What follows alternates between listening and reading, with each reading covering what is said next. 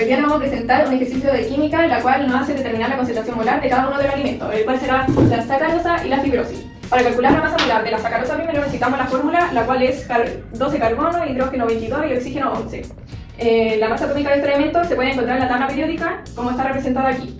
Luego, lo que es necesario es multiplicar los carbonos por lo que se encuentra en la tabla periódica. Por ello, entonces 12 por 12.01 serían los de carbono, quedarían en...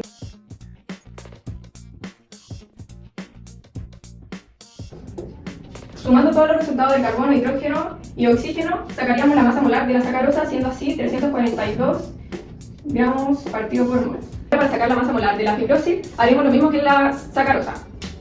Para eso necesitamos nuevamente la fórmula C6, hidrógeno 12, oxígeno 6.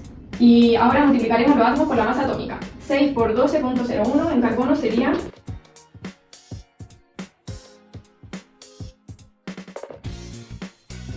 Al sumar los resultados que nos podemos sacar la masa molar de la fibrosis, siendo así 180 partido, sacamos partido al mol. Ahora, teniendo los resultados de la masa molar de cada uno de fibrosis y N+, podemos determinar la concentración molar. Para determinar la concentración molar, primero calcularemos los moles de cada alimento por litro de solución. En N+ tenemos los 20 gramos partidos en litros. Entonces, desarrollamos el 20 dividido por el resultado que nos dio. Siendo así, el resultado 0.06 mol dividido en litros. Ahora, en el fibrosil sería lo mismo, pero con el 8 gramos dividido en litros, con el resultado que nos dio aquí, dando así un resultado de 0.04 mol dividido en litros. La concentración molar es la cantidad de moles de soluto por litro de la solución, siendo así de la sacarosa 0.06 mol partido en litro y en el fibrosil 0.04 mol dividido en litros.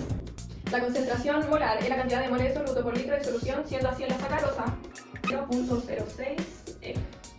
Y en la fibrosil sería esto mismo. Y ahí solucionaríamos la letra A. Resolvimos la anterior, la cual era la A, ahora nos piden resolver la B. A eso necesitamos multiplicar la concentración molar, la cual calculamos antes, y por el volumen. El volumen nos están dando en mililitros, por ello vamos a pasarlo a litros. El son 200 ml, dando así 0.2 litros. Fibrosis son 150 mililitros, 0.15 litros. Ahora sí podemos multiplicar la concentración molar por el volumen. Ya resolvimos en el club dando 0.06 por 0.2, sería 0.04 por 0.15 litros, dando así 0.07 mol. Vamos a seguir con la pregunta C, que es primero, para determinar el reactivo limitante debemos comparar la cantidad de moles de cada reactivo con la proporción estequiométrica de la ecuación. La ecuación que estamos utilizando es la que se muestra acá arriba. Y esta dice que por cada mol de carbohidrato necesitamos 0,5 moles de oxígeno. Vamos a comenzar con el N+. Ya sabemos que administramos 0,01 mol de N+ y sabemos que la cantidad de moles de oxígeno es 0,052 moles de O2. Para ver cuánto oxígeno necesitaríamos para que reaccionara completamente con el N+, multiplicamos los moles de N+ por 0,5 según la estequiometría. Que eso nos da un resultado de 0,005 moles de O2 necesarios. Dado a que tenemos 0,052 moles de oxígeno disponible y solo necesitamos 0,005 moles de O2, la cantidad de oxígeno disponible es mayor a la cantidad que necesitamos. Por lo tanto, el N+ es el reactivo limitante para esta reacción. Ahora vamos a continuar con la fibrosis. Sabiendo que tenemos la cantidad de moles de oxígeno, que es 0,052, para saber cuánto oxígeno necesitaríamos para que reaccione completamente con la fibrosis, multiplicamos los moles de fibrosis por 0,5. Ahora vamos a hacerlo con la fibrosis. Asumimos que administramos 0,07 moles de fibrosis y la cantidad de oxígeno disponible es 0,052 moles de oxígeno. Para saber cuánto oxígeno necesitaría para que reaccione completamente en fibrosis, multiplicamos los moles de fibrosis por 0,5.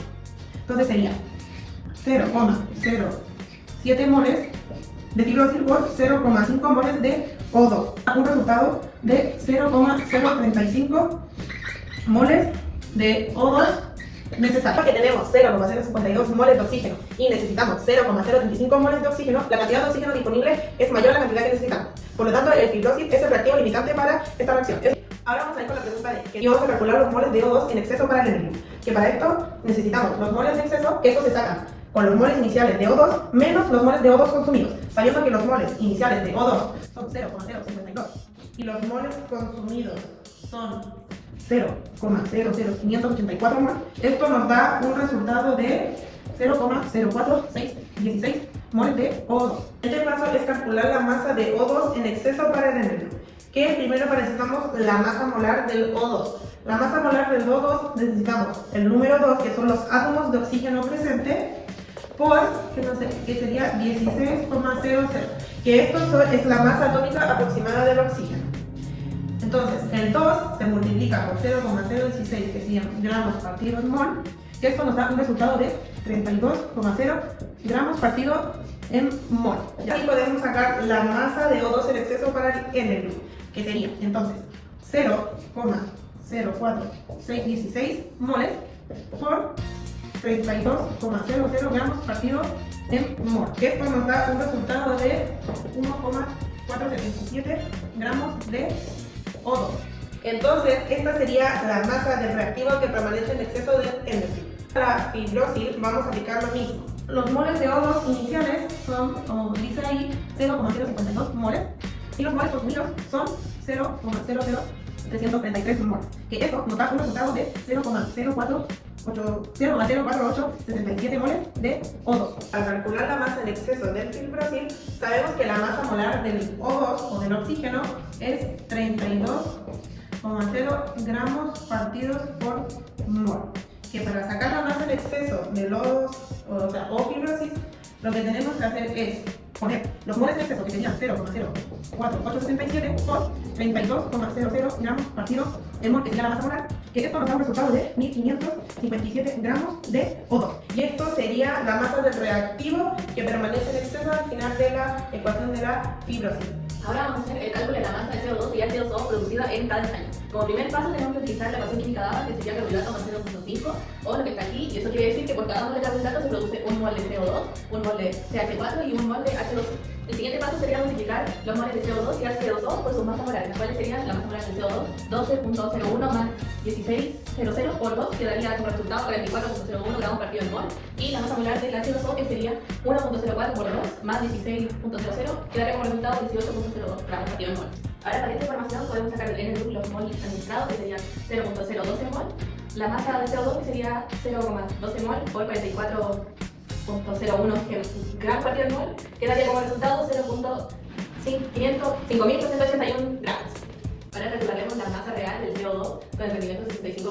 El 65% significa que solo se obtuvo este porcentaje de lo que se espera teóricamente. Y su fórmula sería la masa real del CO2, que sería lo mismo que la masa teórica del CO2 por 0,65. En el caso del N, la masa teórica del CO2 sería 0,5281 gramos y la masa real la estaríamos calculando como el número que tenemos aquí por 0,65 y da como resultado 0,3433 gramos. Y en el caso del fibrosil, la masa teórica sería 0,2641 gramos y su masa real sería el número que tenemos acá multiplicado por 0,65 y da como resultado 0,1717 gramos. Ahora vamos a hacer la pregunta que para calcular la masa de O2 necesitamos la masa del O2 sacado anteriormente de la pregunta 2 y los moles del NU sacados anteriormente de otra pregunta igual. Primero hay que sacar los moles consumidos del O2 por el NU. Bueno, como la ecuación nos decía que por cada carbohidrato se consume 0,5 moles de O2, lo que tenemos que hacer es resolver la ecuación, que son los moles del NU, que sería 0,0168 por 0,5 moles de O2. Esto se divide en un mol de NU, que nos da como resultado 0,00554 moles de O2.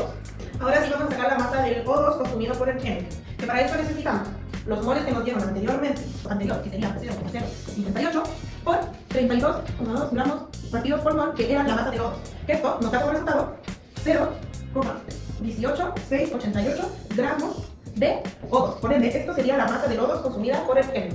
Vamos a hacer lo mismo con el fibrosil. Como ya conocemos la masa del O2 y los moles también del O2 sacados anteriormente y los moles del fibrosil, vamos a hacer lo siguiente. Es 0,00666 por 0,5 moles del O2 partido en un mol de fibrosil, que esto nos da como resultado 0,0033 moles de fibrosis. Ahora vamos a sacar la masa del O2 consumido por el fibrosil, que sería lo mismo que hicimos anteriormente, que sería ocupar los moles del O2 que sacamos anteriormente, que serían 0,00333 por 32,0 gramos partido en mol, que sería la masa del O2, que esto nos da como resultado 0,10656 gramos de O2. Esto sería lo que esta sería la masa del O2 que se consumió con el fibrocil.